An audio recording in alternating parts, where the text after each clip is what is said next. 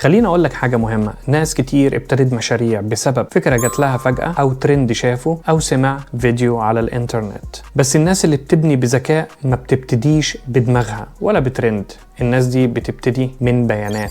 السؤال هو مش ابتدي مشروع ايه، السؤال الذكي ايه اللي شغال في اسواق تانية واقدر اكيفه في السوق اللي انا فيه ويشتغل. اسواق زي الخليج على سبيل المثال، السعودية، الامارات، الكويت، في مجالات كتير بتبقى سابقة مصر بخطوة خطوتين او 3. هو مش عشان اذكى، لكن القوة الشرائية هناك اقوى والاستثمار اسرع والتبني التكنولوجي كمان اسرع. فلو درست السوق صح انت مش بتخمن المستقبل، انت بتقراه بدري. النهاردة هوريك تريكاية في تشات جي بي تي هتخليك تستخدمه كأنه محلل سوق خبير شغال عندك. السلام عليكم، ازيكم يا ابطال؟ ان شاء الله تكونوا كويسين وعلى طريق النجاح معانا مكملين. وقبل ما نروح لللابتوب، زي ما قلنا في الفيديو اللي فات ان احيانا او كتير الناس بتفتح الشات جي بي تي وتكتب بس سؤال بصفة عامة، بتقول له مثلا اديني افضل التطبيقات او الابليكيشنز اللي موجودة في الخليج. ولو انت شفت الفيديو اللي فات هتعرف ان ده حاجة جينيريك، صح؟ والاوتبوت او الريزلتس هتكون برضو جينيريك. لكن لو اتبعنا اللي قلنا عليه في الفيديو اللي فات فيما يخص البرومبت انجينيرنج وازاي اتكلم لغه الاي اي، لو قلت له انا عاوز افضل 5 تطبيقات موجوده في الخليج اقدر اكيفها او اشغلها عندي في مصر، واسالني كل الاسئله اللي انت محتاجها عشان اقدر ابني برومبت قوي اقدر استخدمه في بين قوسين الديب سيرش. وده اللي انا جاي اكلمك عنه النهارده، الخاصيه الوهم اللي نفعتني في حاجات كتير. يلا بينا. طيب بنفتح صفحة عادية من الشات جي بي تي وهوريكم دلوقتي الخاصية وهي للبيد فيرجن برضو يا شباب، اللي هي الديب سيرش. تمام، هي دي الخاصية اللي انا بكلمكم عنها. طيب نرجع تاني للشات جي بي تي العادي ونقول له انا عايز احدد افضل 5 تطبيقات. يعني انا دلوقتي مش على الديب سيرش، انا عايز احدد افضل 5 تطبيقات ناجحة في الخليج اقدر أكيف نموذجها مع السوق المصري. اسألني كل الأسئلة اللي تحتاجها لبناء أمر قوي أستخدمه في بحث عميق ألا وهو الديب سيرش. طيب يلا نروح ونشوف الأسئلة اللي هيسألها لنا الجي بي تي. تمام، وانا كل ما يجيب الثينكينج كل ما بفرح لان عارف كده ان هو ما بيشتغلنيش. اوكي تمام، عشان اطلع لك افضل 5 تطبيقات ناجحه في الخليج وتقدر تكيف نموذجها للسوق المصري، انا عاوز تجاوبني على الاسئله دي. هدفك من الاختيار، المجال اللي مسموح نبحث فيه، مش كل المجالات طبعا. طيب المستخدم المستهدف في مصر ايه؟ قدراتك وقيودك ايه؟ لازم برضو تكون واضح في الحتة دي. طريقة الربح المفضلة بالنسبة لك ايه؟ طيب نطاق الاطلاق الجغرافي، هتبتدي فين؟ القاهرة بس، القاهرة اسكندرية ولا المحافظات؟ امثلة تعجبك عشان القط الستايل بتاعك، احنا ممكن نقول له تخطي مثلا رقم 7. شروط التكيف للسوق المصري، كاش اون ديليفري، خدمة العملاء الى اخره. مخاطر وقيود قانونية تشغيلية. مخرجات البحث اللي تحبها، عاوز يكون شكل الريزلتس ازاي. بعد ما تجاوب هعمل لك امر بحث عميق جاهز للنسخ. يلا بينا يلا نجاوب على كل الأسئلة دي. طبعا هبتدي أجاوب على الأسئلة دي فيما يناسبني. هدفك من الاختيار، الربحية قوية، شركات بيزنس تو بيزنس إلى آخره. عاوز هنا يكون ماركت بليس، يعني طرفين في بائع ومشتري. وعاوز بناء شركة طويلة الأمد ولا MVP minimum value. وأنا ببتدي أجاوب على الأسئلة دي زي ما انتم شايفين، 1 2 إلى آخره. نسرع الفيديو شوية ونروح بعد ما نجاوب على الأسئلة دي. وده آخر سؤال، مخرجات البحث. عاوز جدول مقارنة، النموذج، الوحدة الاقتصادية إلى آخره. طيب تمام، أوكي، جاوبنا على الأسئلة دي، مفيش أسئلة تاني. يلا نشوف البرومبت القوي اللي هنستخدمه في الديب سيرش. أوكي، ويلا جو.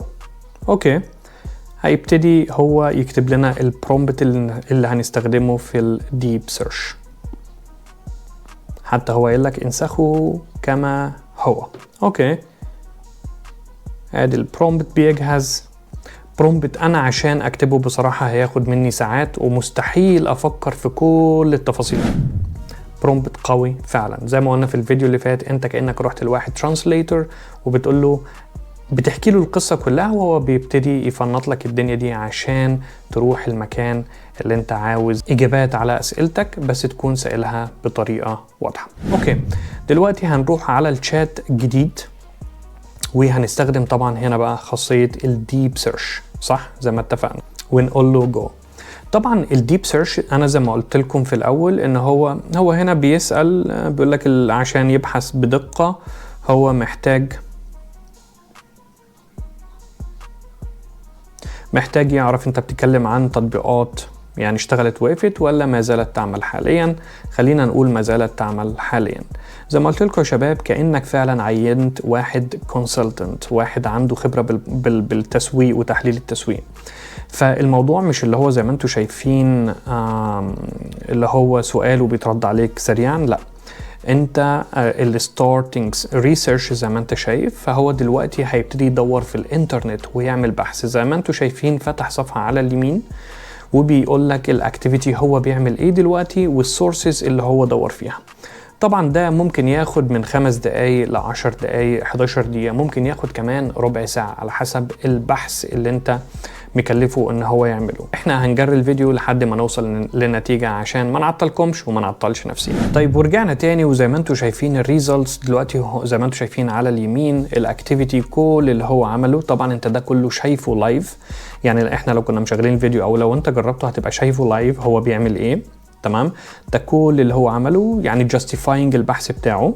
تمام، وفي عندنا برضو 12 sources، دي كل السورسز او المصادر اللي بحث فيها عشان يجيب لك فعلا او يجاوبك على السؤال بتاعك.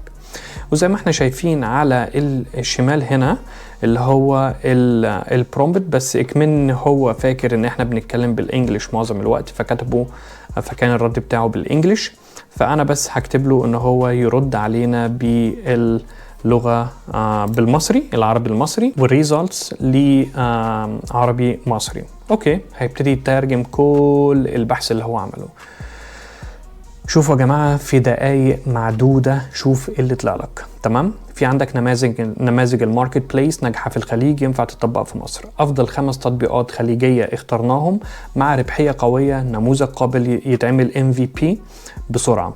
عندك في رقم 1 حاجة اسمها جاهز في السعودية، ده تطبيق ديليفري زي ما انتم شايفين أكل. الماركت بليس بتاعه قوي ومحقق ربحية بدري، يعني أول لما اشتغل بيشبك ملايين العملاء بالمطاعم، ووصل للحظة كبيرة من سوق الدليفري في السعودية، واخترناه عشان موديل خفيف. وخد بالك مش هو ده اللاينز اللي هو جابها، لا ده تحت لازم يجيب لك هو ليه اختاره والربحية والكوميشن ومعلومات اكتر. وعندك التاني حاجة اسمها انستا شوب في الامارات، وعندك التالت في حاجة اسمها مرسول في السعودية، وعندك الرابع في حاجة اسمها بوتيكات في الكويت، وعندك في حاجة اسمها ريتيلو في السعودية. ده بيزنس تو بيزنس جملة. وبعد كده تحت عمل لك جدول مقارنة شامل، سعودية، الفئة، نوع الماركت، والقيمة المقترحة، والربح بيجي منين، عمولة من المطاعم، رسوم توصيل، اعلانات، ظهور مميز للمطاعم، ومحركات الربحية، وتقديريا اليونت ايكونومكس والكونتريبيوشن مارجن، وازاي تكيفه لمصر. تبتدي بمنطقة واحدة ومطاعم عندها ديليفري جاهز، تشتغل نيش بدل ما تشتغل عمومي كده. وجايب لك طبعا مصطلحات انا مش فاهمها طبعا كلها، ولكن ممكن في الدوكيومنت اللي انا دايما بستخدمه لما اكون بتكلم مع الشات جي بي تي بحط النقط دول على جنب، وبعد كده برجع اسأله في نفس التشات اقول له فهمني النقط دي واحدة واحدة كأنك بتشرحها لواحد لسه مبتدئ بيجنر. وبعد كده من هناك ببتدي أوثق، ودي مهمة جدا يا شباب، كل الانتراكشن أو الكونفرزيشن اللي بيحصل مع الجي بي تي أنا بحطه في الدوكيومنت ده عشان لما أحب أرجع له أبقى مرتب أفكاري، ما يتوهش مني التشات، ما بقاش التشات زي ما احنا بنقول مجعلص، أنا عمال أعمل سكرول داون سكرول أب عشان أشوف الحاجات اللي أنا كانت لفتت انتباهي. في اكتر من كده ايه يا شباب؟ فاللي هيرجع بقى يقول لي والله مش عارف ابتدي منين، انا ما عنديش فكرة. وخد بالك انت عارف دي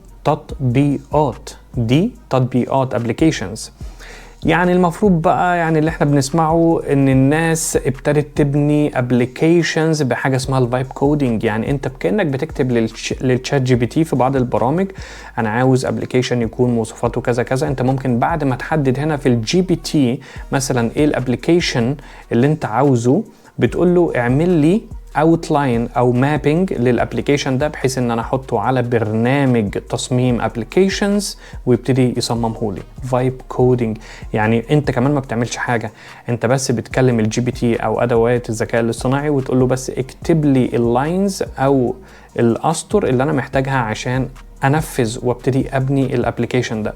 والله انت مش محتاج تروح لمطور تاني خلاص، يعني الموضوع ده اتنسى. فيا شباب ان شاء الله يكون فيديو تحفيزي وتكون بداية ان شاء الله لكل الابطال، بحيث ان احنا نبقى مكملين على طريق النجاح ونبقى دايما مواكبين للعصر ولغة العصر. اوكي، اشوفكم على خير ان شاء الله، مع السلامة.